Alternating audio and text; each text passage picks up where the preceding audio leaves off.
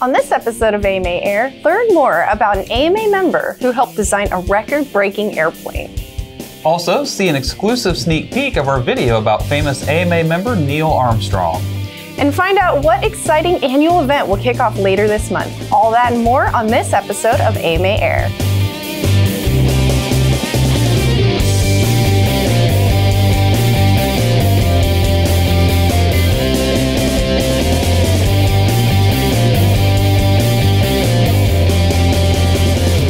And welcome to AMA Air, your source for modeling news. I'm Chris Savage. And I'm Claire Aldenheisen. An AMA youth member recently appeared on an episode of a popular Nickelodeon show about a group of friends who perform stunts and tricks. Rhett Lambert taught the cast of the Dude Perfect show how to fly RC airplanes at the Richardson Radio Control Club flying site in Texas. Season 3, Episode 11 can be found at nick.com. You can learn more about Rhett's experience at youtube.com/modelaircraft. 44 AMA chartered clubs have been awarded money for flying field improvements. More than $32,000 in flying site development/improvement grants were given to clubs across the country this year to increase the value of their property and to improve the overall experience at their flying sites. These grants are made possible by using a portion of AMA member dues and donations to the AMA Foundation. You can find out how much each club received on AMA's blogs at modelaircraft.org. So the Flying Site Improvement Program in particular to me is a really, really cool program that AMA puts together. You know, the idea that other members can donate to the foundation, for example, and see that money used to improve the flying experience for clubs that are really working to recruit new members and grow their presence is, I think, super awesome. I think it's so fantastic. I love that, you know, we're able to help them make their experience better and, you know, put a good step forward for the club to show, you know, this is what the AMA does for their members. I think it's great. I think it's awesome too.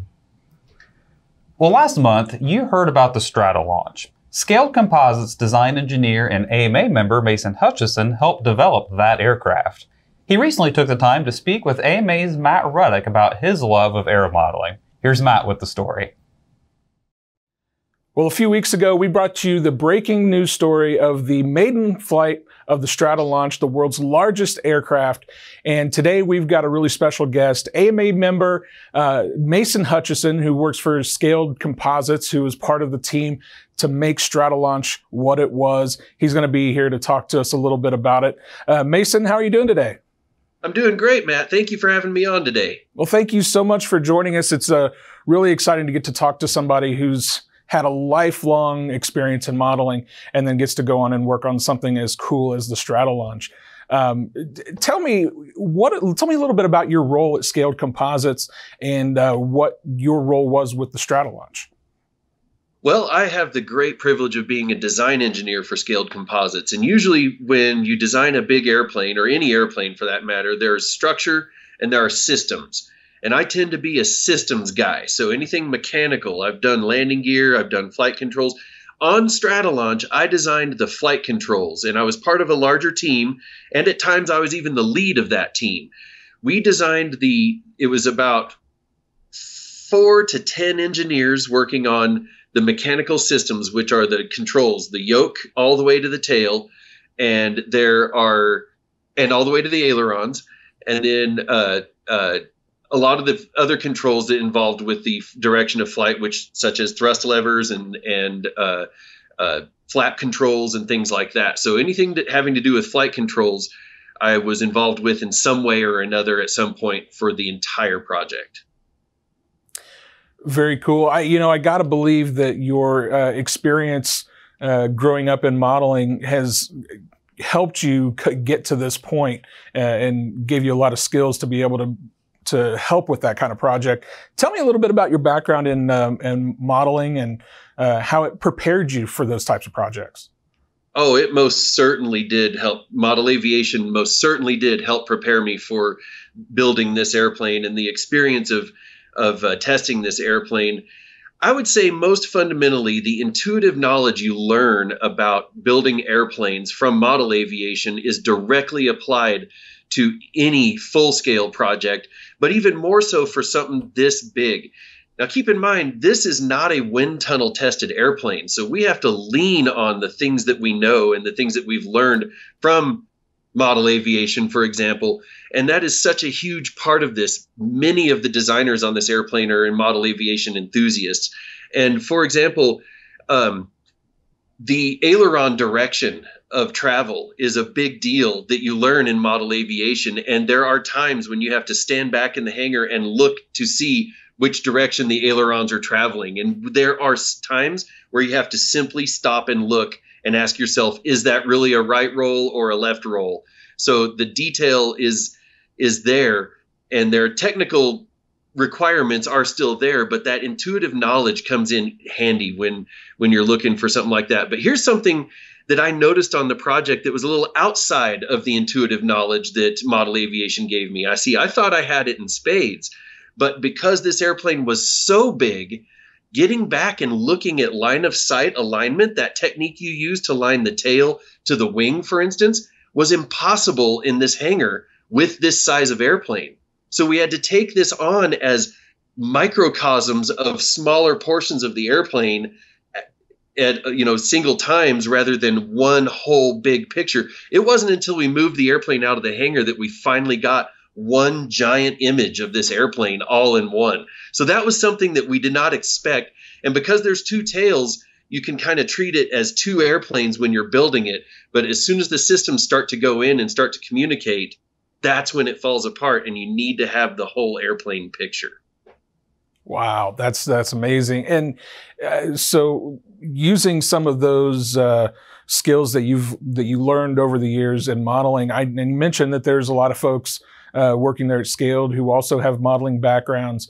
One of the things I've heard you talk about in your AMA Expo presentation, which if folks want to check that out, we have on our YouTube channel, is the way you guys have used modeling within your workplace to kind of shape morale and camaraderie and whatnot. Tell us a little bit about that, if you would.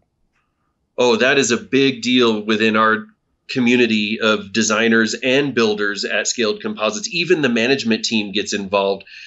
Scaled has decided that part of its core culture is model aviation, and it's in all forms. So you've got your free flight guys, you've got your helicopter guys, you've got every form of model aviation somehow represented at this company. The big modeling contingent, of course, is RC.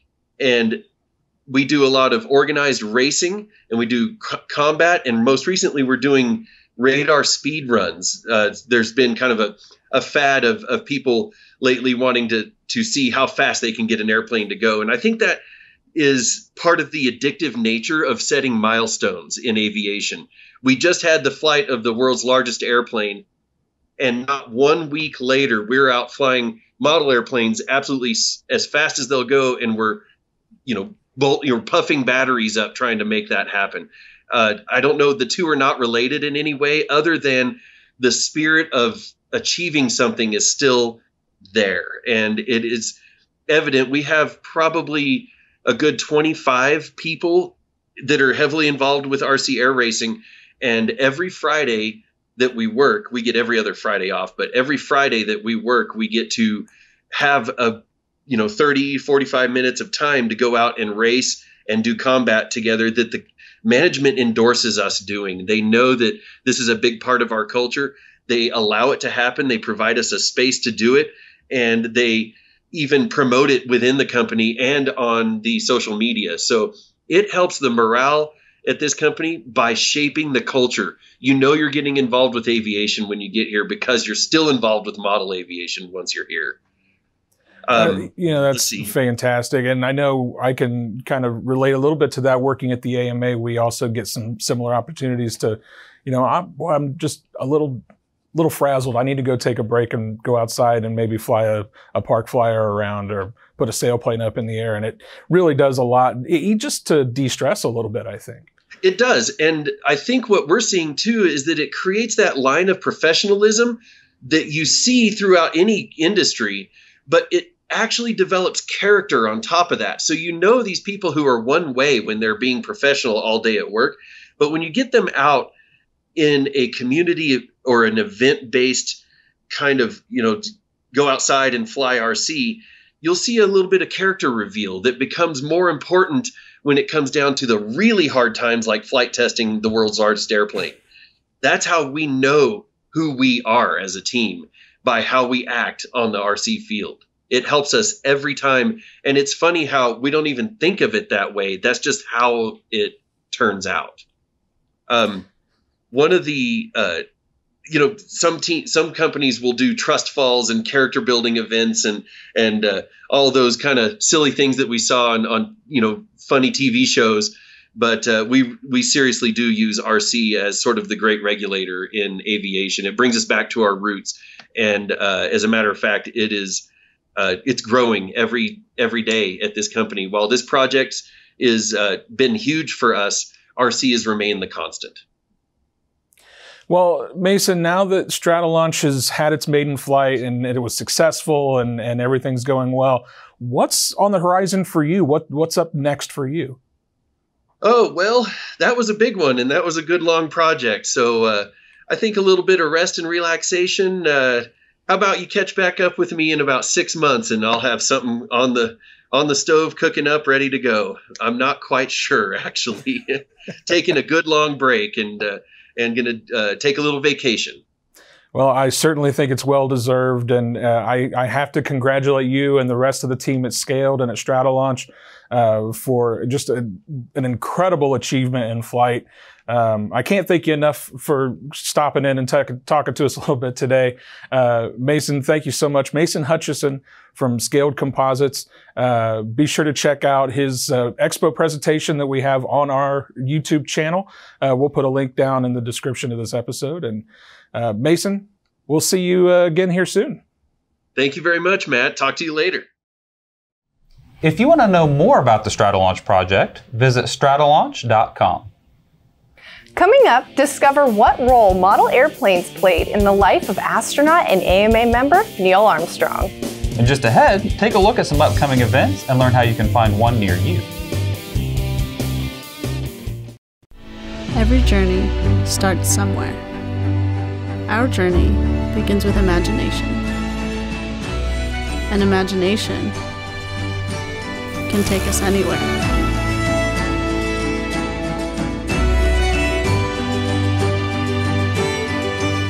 Because the best journeys end with new beginnings.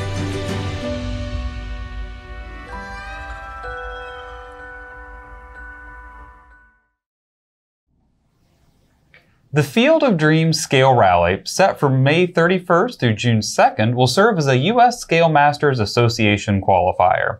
This event takes place at the Field of Dreams RC Club in Redmond, Oregon. Pilots will have a chance to compete in Sportsman, Pro, Unlimited, Advanced, Expert, and Team classes. The Jet Aero RC Club's annual Pattern Classic event will take place June 1st through the 2nd this year in Dayton, Texas. Trophies will be awarded for 1st through 3rd places in all classes. If you enjoy electric flying, Watts over Wetzel is the event for you. The annual flying continues to grow and will take place June 1st through the 2nd this year near Detroit. The event is hosted by the RC Club of Detroit. Helicopters and quadcopters are welcome. Kick off your summer ride at the Summer of Fun Fly 2019 in Duncan, Oklahoma. All AMA-approved aircraft are eligible to fly at the June 6th through 9th event. Pilots at the Fun Fly will enjoy a paved runway and lighting in the pit area.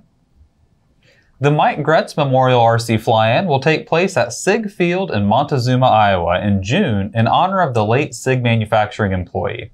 There will be open flying, door prizes, a picnic, and plenty of fun at the June 7th and 8th event.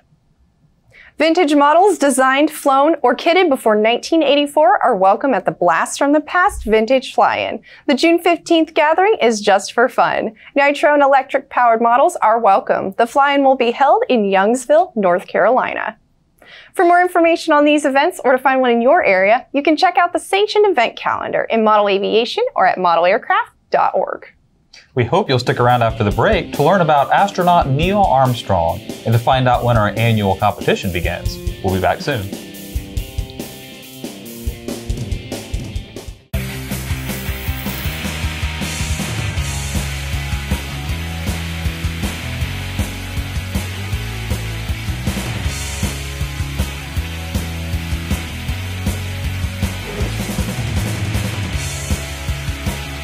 Join Join in on the excitement of the National Aeromodeling Championships. Register today at modelaircraft.org/NATS.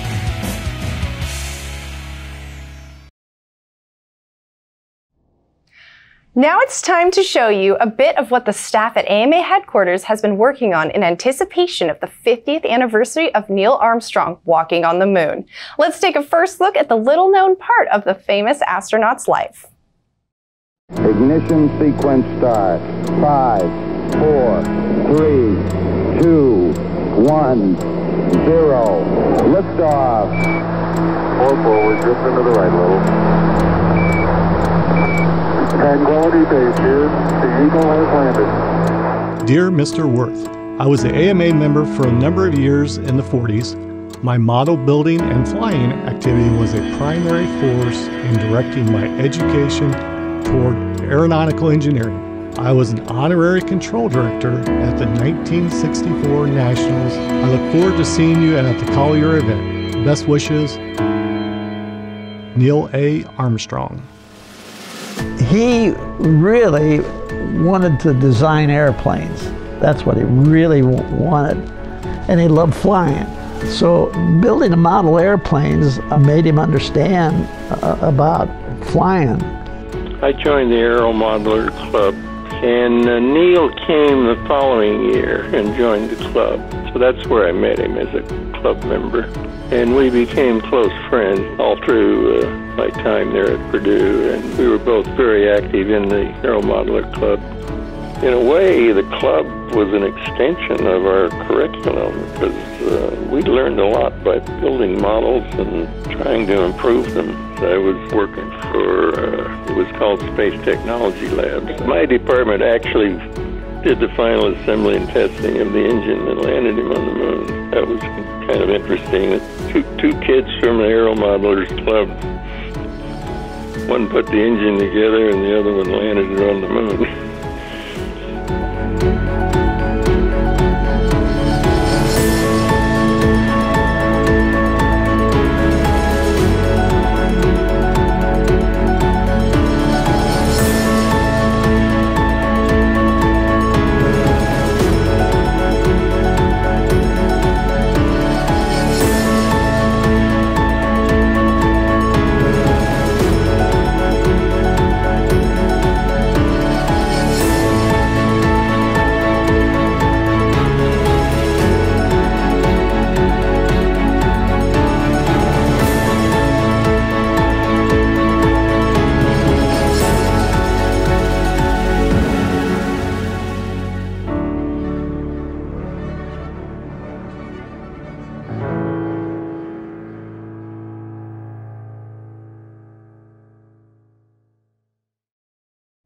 If this caught your attention, watch for the release of the full-length video in the June Model Aviation Digital Edition. This special digital edition offers never-before-seen photos of Neil. If you don't subscribe to the digital edition, you can still read a full, in-depth feature article in the June issue of the magazine. You can also watch for the video later on AMA's YouTube channel.